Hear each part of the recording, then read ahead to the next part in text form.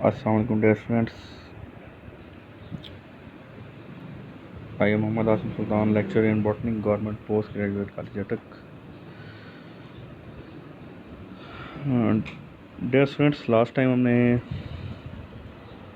Paper C का introduction किया था पहले लेक्चर में, और मैंने उसमें आपको बताया था कि हम इसमें कौन कौन सी चीज़ें डिस्कस करेंगे, कौन कौन से टॉपिक्स होंगे।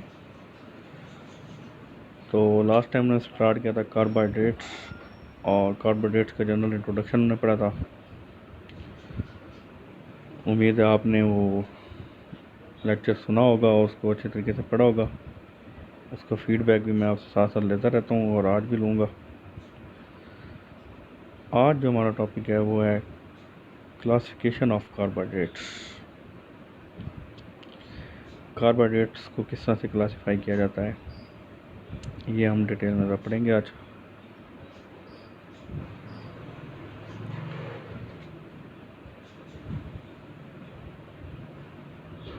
तो पहले आपको पता होना चाहिए, लास्ट टाइम मैंने आपको बताया था कि carbohydrates are made of sugar units. Carbohydrates basically sugar ही होती हैं, तो ये शुगर यूनिट से मिलकर बनते हैं। उन शुगर यूनिट्स को हम कहते हैं सैकराइड्स। शुगर यूनिट्स को सैकराइड्स कहा जाता है। अब सैकराइड क्या है? सैकराइड ग्रीक वर्ड है सैक्रोन, उससे बना है और इसका मतलब होता है शुगर। ठीक है जी। तो अब इसी बेस पर, सैकराइड यूनिट्स की बेस पर ही हमने कार्बोहाइड्रेट्स की क्लासिफिकेशन की हुई है। तो 3 मेन क्लासेस हैं जिनमें हम कार्बोहाइड्रेट्स को डिवाइड करते हैं।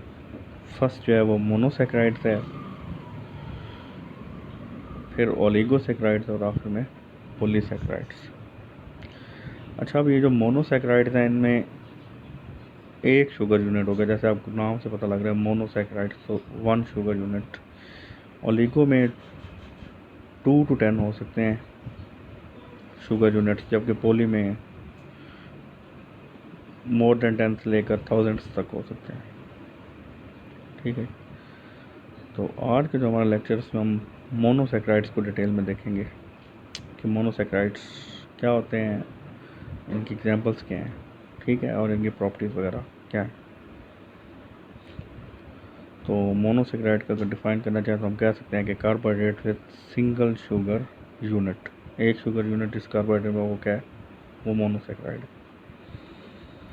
अब हम इनकी प्रॉपर्टीज़ डिस्कस कर सकते हैं कि मोनोसैकराइड्स की क्या क्या प्रॉपर्टीज़ होती हैं।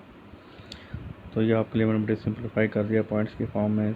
सबसे पहली प्रॉपर्टी क्या है जी? ये सिंपलेस्ट कार्बोहाइड्रेट्स हैं। सिंपलेस्ट कार्बोहाइड्रेट्स कहने का मतलब ये है कि इनको जो है इससे मज़ीद को तोड़ा नहीं जा सकता और इससे ज़्यादा सिंपल शुगर और नहीं बनाई जा सकती।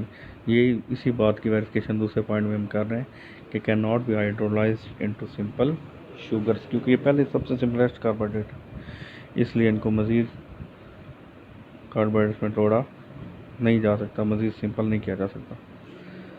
अगर कार्बन नंबर की बात की जाए तो इनमें 3 to 7 कार्बन नंबर्स हो सकती हैं।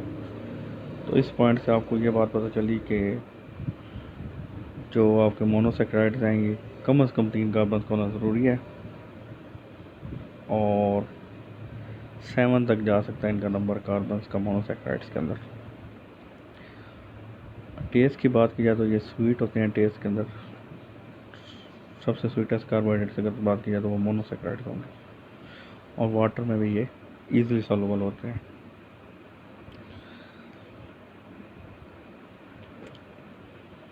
फिर बात की जाए इनकी स्ट्रक्चर की, तो सब कार्बन जो हैं उनके साथ OH ग्रुप होता है, डॉक्सा ग्रुप, सिवाय एक कार्बन के। और वो जो एक कार्बन है उसके साथ या तो एल्डिहाइड ग्रुप होगा या फिर कीटो ग्रुप होगा। तो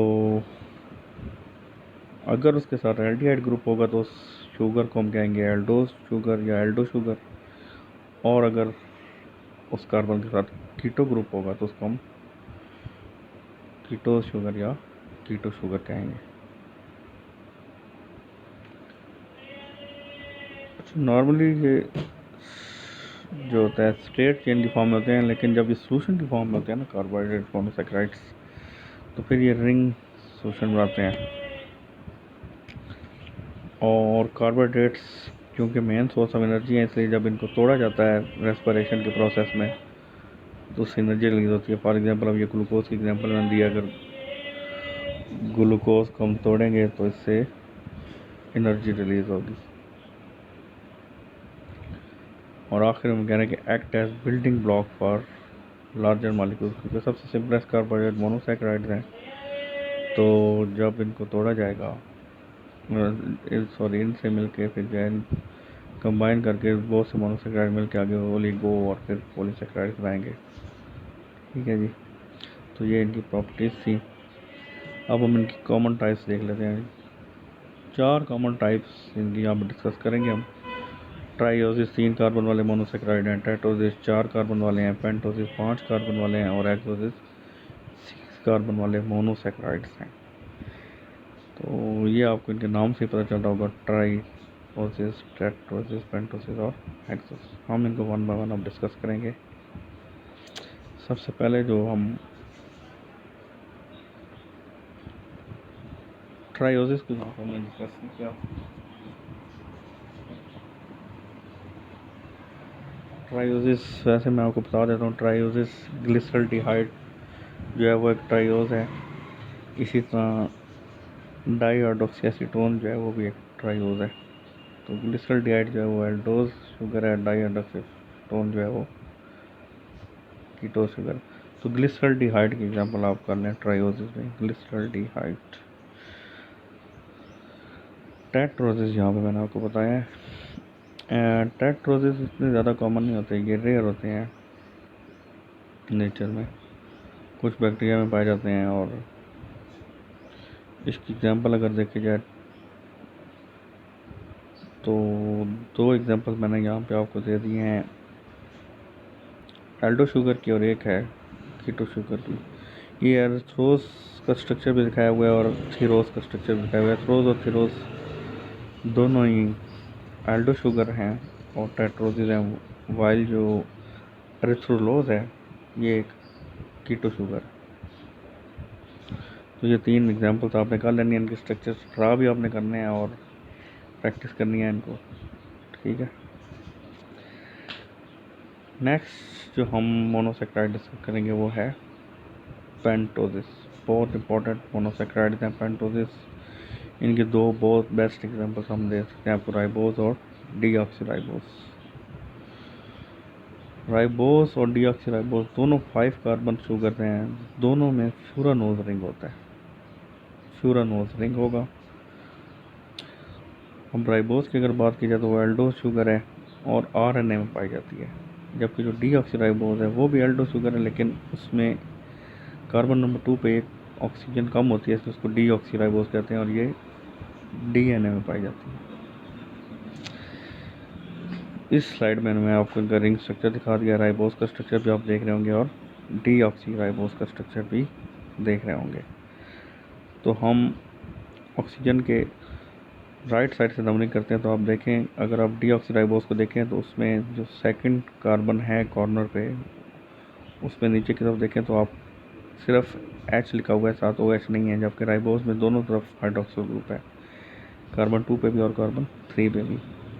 तो ये मेन डिफरेंस है राइबोस में और डीऑक्सीराइबोस में। इसको भी आपने अच्छी तरह इस स्ट्रक्चर को प्रैक्टिस करना है, ये बहुत इंपॉर्टेंट है, आपको दोनों के स्ट्रक्चर ड्रा करने आने चाहिए। लास्ट पे जो हम मोनोसैकेराइड डिस्कस करेंगे वो हैं हेक्सोसिस। हेक्सोसिस जो होते हैं ये 6 कार्बन मोनोसैकेराइड होते हैं। ये भी एल्डो भी हो सकते हैं और कीटो भी हो सकते हैं। अगर एल्डो ग्रुप होगा तो एल्डोज शुगर होंगी, कीटो ग्रुप होगा तो कीटो शुगर होंगी। अब इसकी सबसे बेस्ट एग्जांपल कौन सी है हेक्सोस की? ग्लूकोज जो है वो common naturally occurring aldose sugar है। ठीक है, इसके अलावा अगर नेचुरली अकरिंग हेक्सोसिस की बात की जाए तो वो गैलेक्टोज और मैनोज भी हैं, लेकिन ग्लूकोज ज़्यादा कॉमन है इनके निस्बत। 3 एग्जांपल मैंने आपको दी जो कि नेचुरली अकरिंग हेक्सोसिस हैं, ग्लूकोज, गैलेक्टोज और मैनोज। फ्रुक्टोज सिर्फ एक ही कीटोज शुगर है, हेक्सोज है, जो कि नेचुरली अकरिंग है। ठीक है, नेचुरल रिंग एल्डोज एल्डो एक्सोज जो है वो 3 एग्जाम्पल मैंने दी, लेकिन कीटो हेक्सोसिस जो है उनमें नेचुरल रिंग सिर्फ क्या है, फ्रुक्टोज है।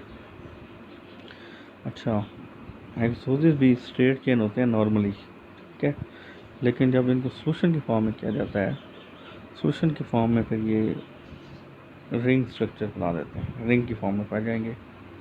अब हेक्सोसिस में 2 तरह के रिंग हो सकते हैं, एक पायरानोज रिंग और दूसरा फ्यूरानोज रिंग। इन दोनों रिंग्स को देख लेते हैं कि पायरानोज रिंग और फ्यूरानोज रिंग में क्या डिफरेंस है। तो पहले पायरानोज रिंग को हम डिस्कस करते हैं। ये 6 कॉर्नर रिंग होता है, 6 कॉर्नर्स होंगे। उन 6 कॉर्नर में 5 कॉर्नर्स पे तो कार्बन होंगी, जो एक लास्ट कॉर्नर है उस पर क्या होगी, ऑक्सीजन, ठीक है। 5 कार्बन और 1 ऑक्सीजन, ऐसा ये 6 कॉर्नर होगा। और इसकी एग्जाम्पल अगर देखी जाए तो पायरानोज रिंग किस में होता है, तो ग्लूकोज जो है इसमें पायरानोज रिंग पाया जाता है। और ग्लूकोज जब रिंग की फॉर्म में होगा तो वो कहलाएगा glucopyranose. Due to the presence of pyranose ring it is named as glucopyranose. इसी तरह जो फ्यूरानोज रिंग है ये 5 कॉर्नर रिंग है। अब यहाँ पे 4 कार्बन होंगी और 1 ऑक्सीजन होगी, 4 कार्बन और 1 ऑक्सीजन, तो ये फ्यूरानोज रिंग है। और फ्यूरानोज रिंग किस में पाया जाता है, फ्रुक्टोज में। फ्रुक्टोज में फ्यूरानोज रिंग पाया जाता है। और फ्रुक्टोज जब फ्यूरानोज रिंग की फॉर्म में होगी तो उसको हम क्या कहेंगे, फ्रुक्टोफ्यूरानोज। क्या कहेंगे, फ्रुक्टोफ्यूरानोज।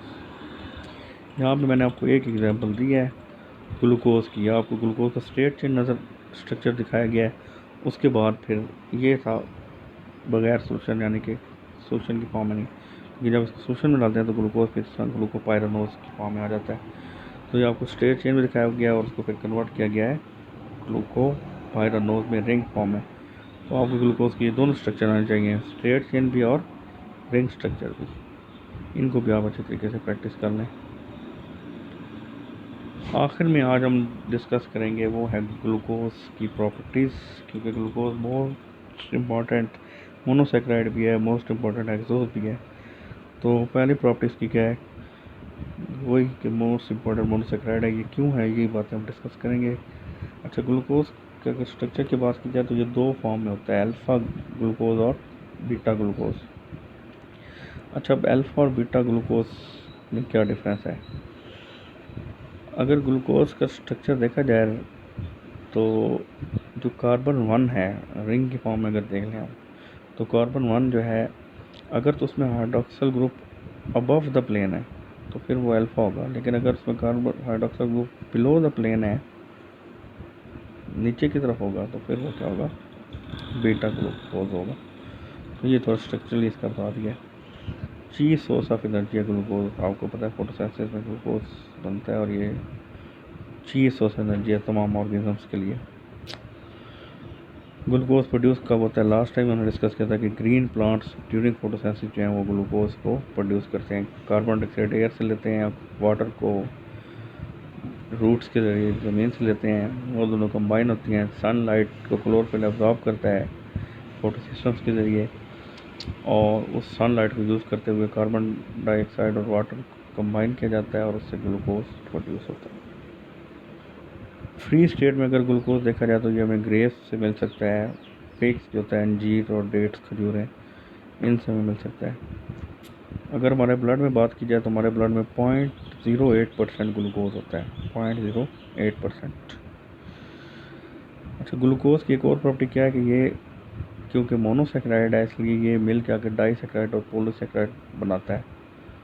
तो ये जब पॉलीसेक्राइड्स बनेंगे, जब उनको तोड़ा जाएगा डाईसेक्राइड और पॉलीसेक्राइड को हाइड्रोलाइसिस की जाएगी, वाटर की प्रेजेंस में उनको ब्रेक डाउन की जाएगी उनकी, तो वो ग्लूकोज ही रिलीज़ करेंगे। क्योंकि वो ग्लूकोज से मिलके बने थे तो वो पॉलीसेक्राइड जो होंगे वो या डाईसेक्राइड जो होंगे वो ग्लूकोज ही रिलीज़ करेंगे अगर ग्लूकोज से मिलके बने होंगे, ठीक है जी। तो इसकी एग्जांपल ये स्टार्च दी हुई है, ग्लाइकोजन दी हुई है, सेलुलोज दी हुई है, ये सब पॉलीमर ऑफ ग्लूकोज हैं। पॉलीमर ऑफ ग्लूकोज का क्या है कि पॉलीमर ऑफ ग्लूकोज का मतलब है कि ग्लूकोज मोनोमर्स सब यूनिट से मिलकर बने हैं, और जब इनको हाइड्रोलाइज किया जाएगा स्टार्च को या ग्लाइकोजन को तो ये ग्लूकोज ही रिलीज़ करेंगे, ये यील्ड क्या करेंगे, ग्लूकोज। तो ये आज हमारा लेक्चर था मोनोसेक्राइड्स के ऊपर। हमने मोनोसेक्राइड्स को काफ़ी डिटेल में देखा है। उम्मीद है आपको सारी डिस्कशन जो है वो क्लियर होगी। इनको बार बार सुने, स्लाइड्स को देखें। मैंने आपको PDF फॉर्म में सेंड, इसकी पावर पॉइंट प्रेजेंटेशन की फॉर्म में सेंड कर दिए हैं, वीडियो भी आपको सेंड कर दी है।